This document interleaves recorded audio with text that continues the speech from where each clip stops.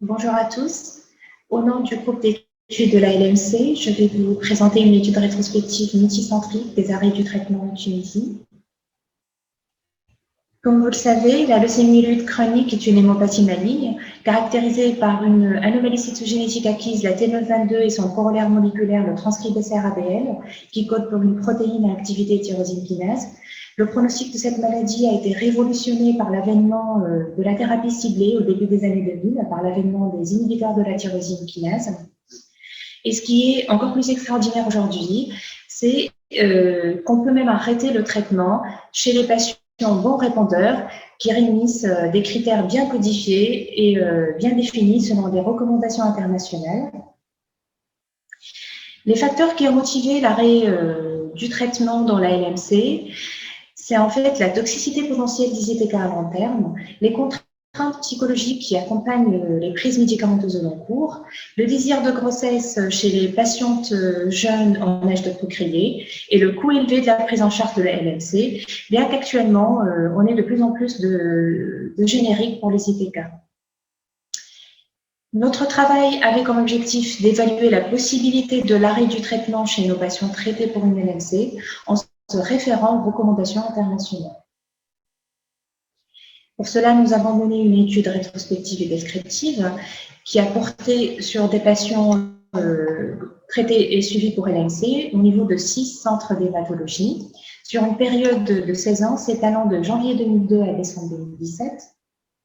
Nous avons inclus dans notre étude les patients qui sont traités et suivis pour une LMC en hématologie, les patients perdus de vue ou décédés au cours du suivi, ainsi que les patients diagnostiqués en phase classique ont été exclus de notre étude.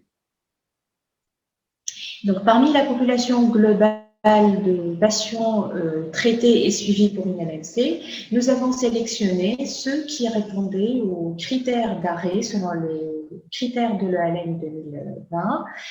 Et donc, nous avons procédé à une étude de leurs caractéristiques épidémiocliniques ainsi que leurs résultats thérapeutiques. Et nous avons également essayé d'étudier les facteurs pronostiques qui étaient prédictifs de rechute après l'arrêt du traitement, parmi les caractéristiques épidémiocliniques au diagnostic, le délai et la durée d'acquisition des réponses moléculaires. Concernant les patients éligibles à l'arrêt du traitement, nous avons essayé de recueillir leur avis par un entretien téléphonique ou un entretien au cours de la consultation à l'hôpital, au cours desquels nous avons expliqué les conditions requises pour pouvoir arrêter le traitement, les modalités du suivi rapproché après l'arrêt, le risque de rechute et le retour à la bonne réponse préalable au traitement dès qu'on réintroduit l'ITK. Nous allons détailler sur cette diapositive les critères d'arrêt du traitement selon les recommandations de l'EALM 2020. Il y a des critères obligatoires et des critères minimaux pour pouvoir autoriser l'arrêt. Pour les critères obligatoires, il faut une phase chronique de la LMC au diagnostic, un accès à une plateforme de monitorage moléculaire par PCR quantitative, un consentement éclairé du patient concernant notamment le suivi moléculaire et le risque de rechute après l'arrêt du traitement. Et pour les critères minimaux, il faut que le patient soit sous traitement de première ligne ou de deuxième ligne si le motif était une toxicité ou une intolérance au traitement de première ligne et non pas un échec. Un transcrit BCR-ABL typique quantifiable pour pouvoir assurer un suivi moléculaire précis. Une durée du traitement par ITK d'au moins 5 ans pour l'ITK de première génération et 4 ans pour les ITK de deuxième génération. Une réponse moléculaire d'au moins une RM4 maintenue depuis plus de 2 ans et l'absence d'échec au traitement préalable par ITK.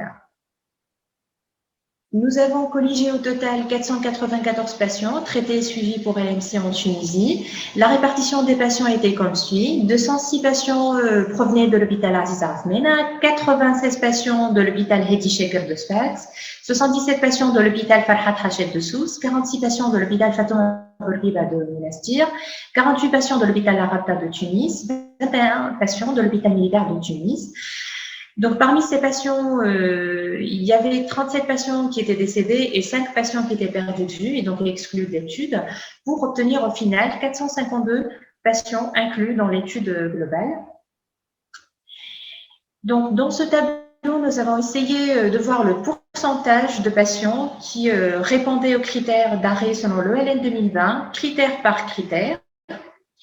Donc, parmi les 452 patients, il y avait 93% qui étaient en phase chronique au diagnostic, 62% étaient sous traitement de première ligne, 4% sous traitement de deuxième ligne, switché pour une toxicité.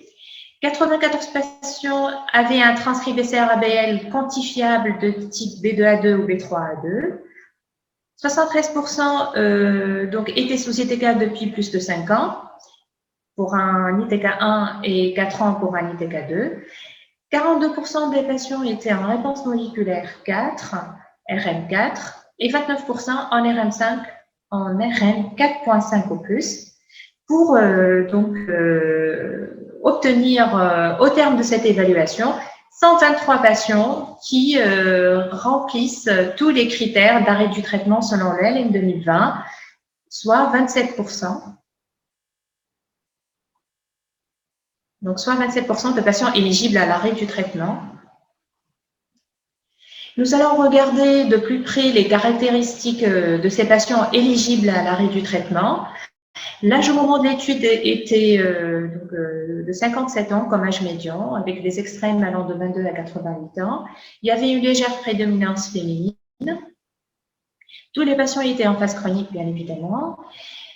26% uniquement avaient un SOCAL de haut risque, contre 74% SOCAL risque bas ou intermédiaire. Le BCR-ABL était de type classique B3A2 chez 78% des patients et B2A2 chez 22%.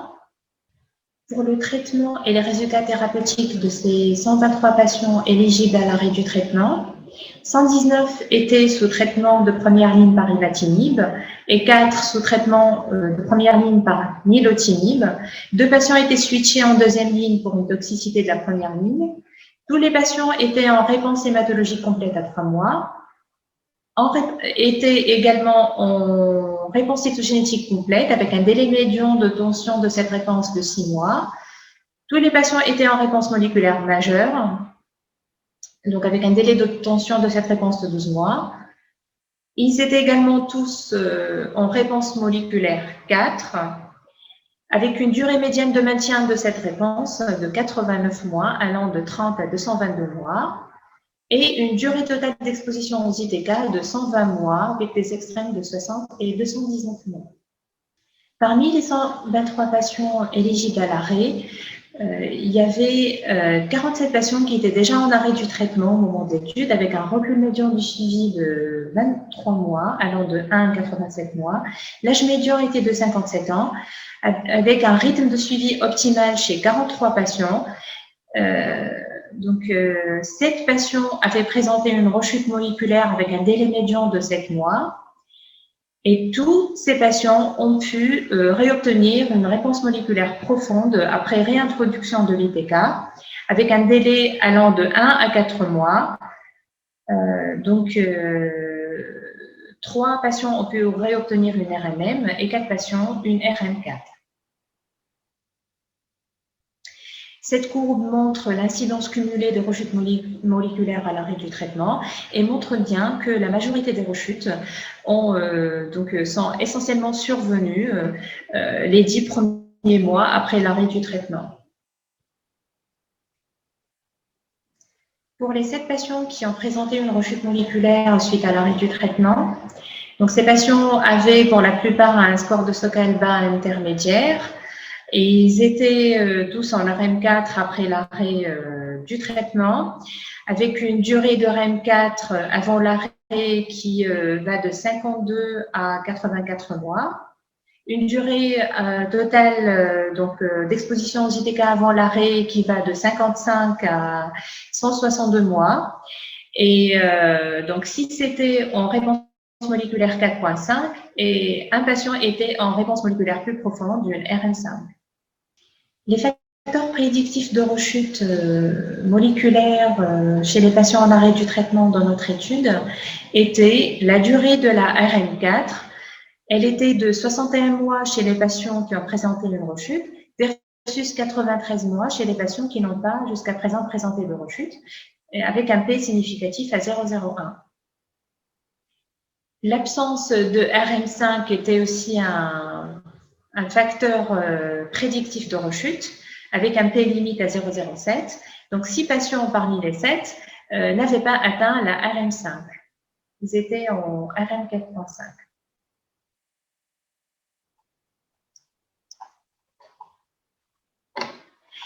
Dans notre étude, il y avait également 14 patients qui étaient en arrêt du traitement, mais hors recommandation. Les motifs de l'arrêt du traitement étaient une grossesse chez 5 patientes, une toxicité chez 3 patients et 6 patients qui étaient mal observants au traitement et au suivi. L'âge médian était de 49 ans. Tous ces patients étaient classés LMC phase chronique au diagnostic et la moitié avait un SOCAL élevé. 9 patients étaient sous imatinib et seulement 4 d'entre eux avaient obtenu une réponse moléculaire RM4-log. 5 patients étaient sous ITK2, 4 switchés pour échec et 1 switché pour intolérance. La durée médiane de traitement avant l'arrêt était de 54 mois et 2 patients étaient en RMM avec 3 en RM4. Donc, parmi ces patients, il y a eu 2 rechutes. Donc, ces 2 patientes qui étaient sous hématinib et qui ont arrêté le traitement pour programmer une grossesse. Donc, le traitement a pu être repris rapidement à temps dès la rechute moléculaire avec une réobtention d'une RM4 chez une patiente et une RMM chez la deuxième patiente. Donc, pour les patients qui sont éligibles à l'arrêt du traitement et qui n'ont pas encore arrêté le traitement, ils sont au nombre de 76 patients. Parmi ces patients, 22% sont pour l'arrêt du traitement.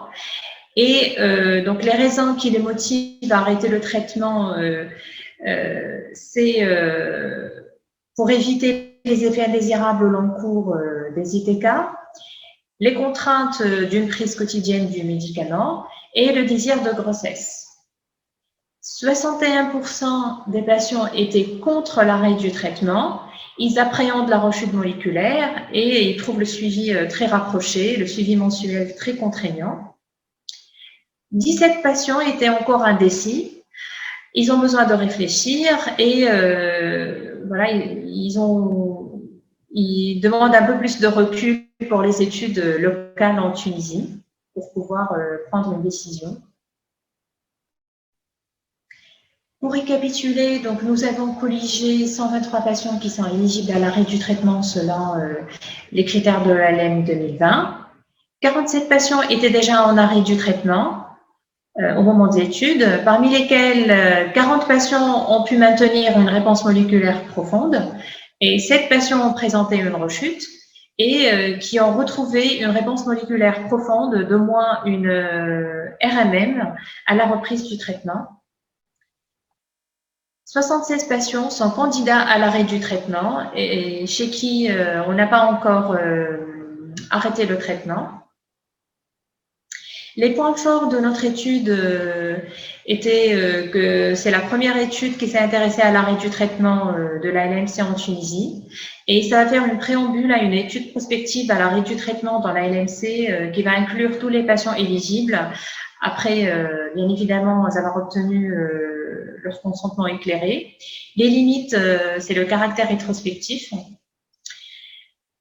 Alors, pour les perspectives, comment pourra-t-on augmenter le nombre de patients éligibles à l'arrêt du traitement par ITK? Donc, pour majorer le nombre de patients candidats à l'arrêt du traitement, on pourra élargir les indications d'ITK de deuxième génération en première ligne, switcher précocement dès que le patient n'obtient pas de réponse moléculaire précoce à 3 mois et éventuellement changer d'ITK chez les patients qui ont une réponse moléculaire majeure stagnante qui n'a pas tendance à s'approfondir et atteindre une RM4 ou une réponse encore plus profonde. On peut également majorer le nombre de patients inclus pour l'arrêt du traitement se fiant à des critères d'arrêt qui sont moins exigeants, moins stricts que l'ELN, à savoir ceux du NCCN, et des critères qui sont en cours d'évaluation, tels que la durée totale de traitement qui est de 3 ans ou plus et non pas de 5 ans, et une réponse moléculaire, donc 4.5, chez des patients qui ont été switchés en deuxième ligne pour échec après première ligne. Pour mieux convaincre les patients qui sont éligibles à l'arrêt du traitement mais qui ne sont pas consentants ou qui sont encore indécis, et il faut renforcer encore plus la relation de confiance patient-malade, et il faut leur expliquer les risques et les bénéfices de l'arrêt du traitement. Un soutien psychologique peut être proposé si nécessaire. Il faudrait valider les résultats d'arrêt du traitement à plus grande échelle, et on pourra aussi proposer de prendre en charge les déplacements des patients pour les consultations de suivi qui sont rapprochées. Donc, en conclusion, parmi les 452 patients traités pour une LMC, 123 patients, soit 27%, sont éligibles à une discontinuation du traitement selon les critères de l'ELN 2020, parmi lesquels 47 patients étaient déjà en arrêt au moment de l'étude. Donc, parmi ces 47 patients, 7 patients ont présenté une rechute moléculaire avec 2 facteurs qui semblent être prédictifs de rechute et qui sentent l'absence de la RM5 et la durée de la RM4. 14 patients, parmi nos patients, étaient en arrêt du traitement, mais hors recommandation. Donc, parmi ces 14 patients, il y avait 2 rechutes, une rechute hématologique et une rechute moléculaire, et tous ces patients ont pu être rattrapés à temps. En reprenant l'ITK, ils ont tous réobtenu une réponse moléculaire profonde. 76 patients sont encore sous traitement, mais ils sont éligibles à un arrêt du traitement.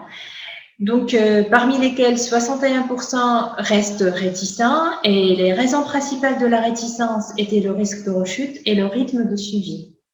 D'où la nécessité d'efforts supplémentaires afin de majorer l'effectif de patients qui sont éligibles à l'arrêt du traitement. Et je vous remercie.